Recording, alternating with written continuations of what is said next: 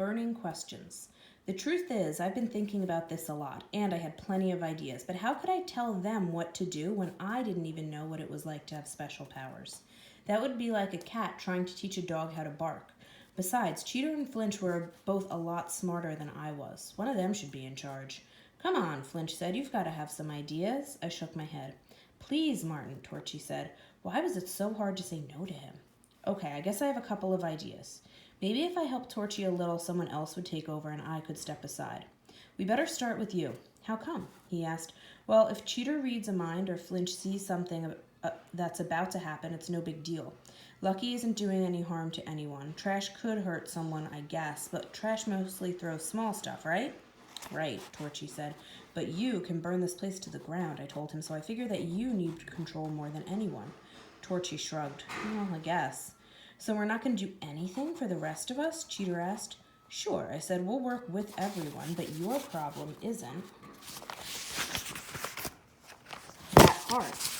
Someone will come up with something. I bet there's an easy solution. No, there isn't, Cheater said. If there was, I'd have figured. He paused and a smile spread across his face. Oh, I get it. Obviously, Cheater had plucked the ideas that ran through my mind. It was kind of spooky knowing my thoughts could end up inside his head. There were things going on in my mind that I'd never want anyone to know. But he still didn't know it had come from me. Get what? Flinch asked, looking in my direction. Yeah, Martin, tell us. It's no great idea or anything. Now that Cheater realizes he might be tapping into other people's thoughts, all he has to do for tests is to use different words, he explained. Suppose he's taking a history test, and the answer he wants to write is General Sherman led his troops on a march through Georgia. The trick is to change it around a bit. He can write under his command, General Sherman's troops marched through Georgia, or something like that, just so he doesn't use exactly the same words as the kids around him. I was sure that would work. Cheater knew so much that he wouldn't have any trouble finding different ways to write test answers. Yeah, Flinch said, that's a great idea. I wish you had some easy answers for me. I'd been thinking about that too, but I'd already gotten enough attention. I kept silent. Well, someone in this room has an answer, Cheater said. It looked like there weren't going to be any secrets with this group. I figured I might as well tell Flinch my idea. I have an answer, but it'll take some work. I leaped across the room and threw a punch at Flinch's face. He ducked before I had even my fist halfway out. My hand shot through the air where his head had been. I had to put out my other hand to keep from smacking face first into the wall. Hey, what was that for? Flinch shouted. Practice, I told him. You need to learn to hold back a bit. Try not to jump so soon this time. Oh, good thinking, Flinch said. Come on, let's try it again. I threw another punch. Flinch waited too long. Before I could stop myself, my fist connected with his jaw. A sharp jolt shot through my wrist. Oh, man, I said as he went down. Are you okay? Flinch shook his head hard and then staggered back to his feet. Yeah. He rubbed his jaw. I guess sooner would have been better. I'm sorry. Did I hurt you? My whole hand was starting to ache. Not really, Flinch said. It's just that I've never been punched in the face before. I can't say that I like it. Never? I asked. Never, he said. I always managed to get out of the way. Come on, let's try it again. Are you sure? He nodded. I threw another punch. Flinch dodged too soon, but not as soon as he usually did. Oh, it's better, I said. Can I hit him next? Cheater asked. He swung his hand in a karate chop. I thought you didn't know any of that stuff, I said. I don't, Cheater said, but it looks like fun. Flinch glared at Cheater. Hang on, I said. Everyone will get plenty of time punching Flinch. Right now. Let's get to work. Let's work with Torchy, okay? They nodded. We need something that can put out fires. No problem. Lucky dashed out of the room. I figured he was going to dig through the loot in his closet. Sure enough, when he came back, he handed me a small blue plastic squirt gun. It was the old-fashioned kind with a squeeze trigger, not the kind that gets pumped up. A drop of water hanging in the back of the plug showed me that he'd just filled the gun. Now what? Torchy asked. I tossed the water pistol to Flinch. Then I tore a piece of paper from my notebook and passed it to Torchy. See if you can start a fire. Try to pay attention to anything that's happening in your mind. Once you figure out how to do it, then maybe you can get some control. I looked over at Flinch. Your job is to make sure that he doesn't get burned. Got it, Flinch nodded.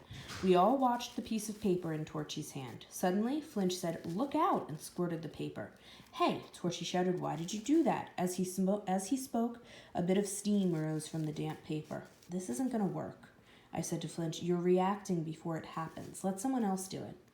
But I could use this for practice, Flinch said. It beats getting punched in the face. I can try to wait until the flame really starts. Yeah, but it doesn't beat getting burnt fingers, Torchy said. If you wait too long, I'll get hurt. You won't get burned, Flinch told him. You're right, I won't, Torchy said, because you aren't going to be the one with the squirt gun.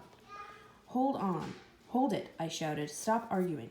Cheater, you take the water pistol. Everyone else watch the paper and see if you notice anything. We won't get anything done if everyone is fighting. Yes, Dad, Flinch joked. Oh man, he was right. I sounded like a parent shouting at a couple of kids who were horsing around in the back seat of a car. That's the last thing I wanted. I kept my mouth shut and concentrated on watching the paper in Torchy's hand. Torchy managed to start a couple more fires, but he didn't seem to have any idea how he was doing it. Enough, he said after a half an hour. He slumped back in his chair. You know, I bet there are lots of people out there with special powers, Flinch said. Maybe, I said, but don't go wild and start thinking that every coincidence is an example of psychic powers. It has to be rare or we'd know a lot more about it. I thought about the 24 names on my list. One by one, I crossed off everyone except Lucky. I'm sure my grandfather was psychic, Torchy said. Flinch laughed. Yeah, right. What did he do? Carry a bucket of water whenever he knew you were coming? No, really, Torchy said. He had a special talent. Anytime I got hurt, he seemed to know where, even if I didn't tell him about it. If I got a shot, he patted me on the shoulder. If I had a sunburn, he slapped me on the back. He wasn't trying to hurt me, he just had a knack for finding my sore spots. Suddenly, everyone could think of examples of friends or relatives who might have psychic powers. I let them talk for a while, but then I got back to work trying to control our group's powers. As for Lucky, it seemed simple enough. Just don't pick stuff up like wallets and jewelry, I said. Then you won't be accused of stealing. Well, yeah, that'll work, he said, but something in his voice worried me. Well, unless he wanted to tell me more, there was nothing that I could do. Meanwhile, there was plenty to keep me busy. I made up some tests so Cheater could practice rephrasing his answers while we all sat around him. Every once in a while, no matter what we were doing, I threw a punch at Flinch. Cheater was right, it was fun. And then there was Trash. Trash was amazing. All right, got another snippet here. Psi. Short term popularly used to describe various psychic phenomena. Empath, one who usually experiences or intimately understands the feelings of others. Synergy, the power of a group to achieve an effect greater than they could achieve as individuals.